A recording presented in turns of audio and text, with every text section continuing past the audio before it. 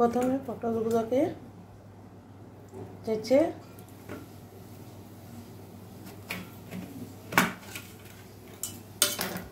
দু আধঘন করে কেটে নিলাম।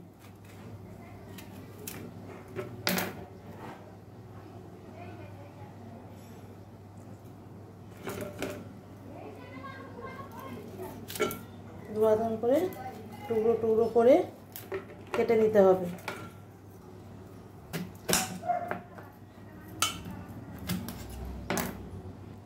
সমস্ত পটল কাটা হয়ে গেছে। এবার কড়াইয়ে একটু জল গরম দিতে, অল্প পরিমাণ জল দিতে হবে। পটলগুলো দিয়ে দিতে হবে।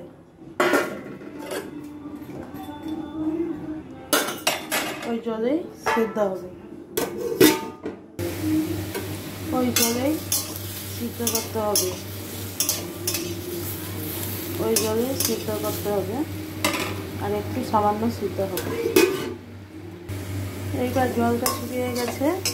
এবার এটাকে ঠান্ডা করে মিক্সচার মেশিনে পেস্ট করে নিতে হবে। পটলটাকে বেটে নিয়েছি। এরকম পেঁয়াজ কুচি, রসুন বাটা, কাঁচা লঙ্কা দুটো আর শুকনো লঙ্কা। এবার কড়াইয়ে তেল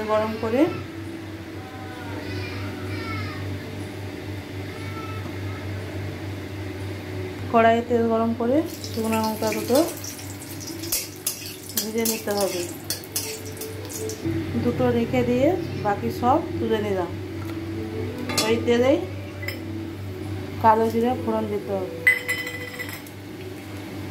দুটো কাঁচা চেরা লঙ্কা ভাজা হয়ে গেলে পেঁয়াজ কুচি,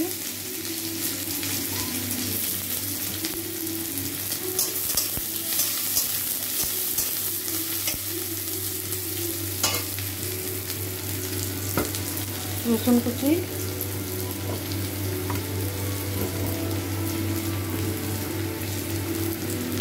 দিয়ে ভালো করে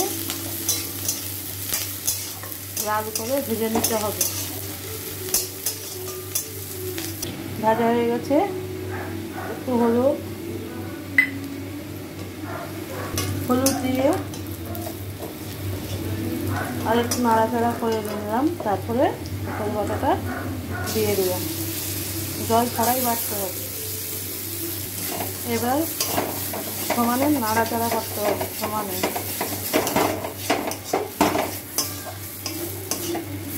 দেখুন জলটা শুকিয়ে গেছে।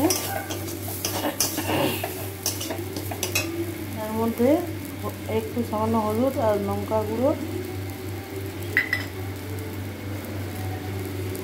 পরিমাণ মতন নুন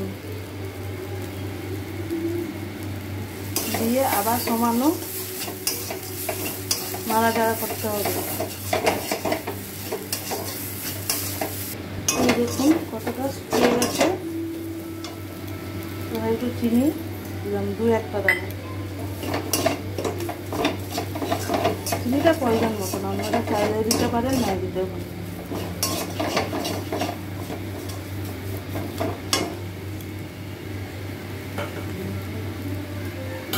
এর মধ্যে ভাজা লঙ্কাটা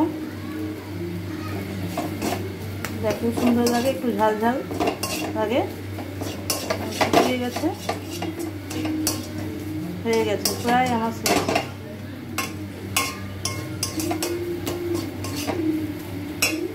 ওপর থেকে একটু কাঁচা তেল দিয়ে দিলাম।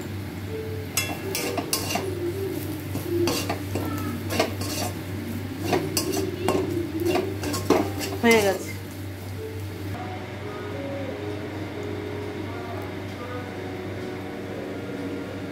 ভিডিওটা যদি ভালো লেগে থাকে লাইক, কমেন্ট, সাবস্ক্রাইব করে দেবেন।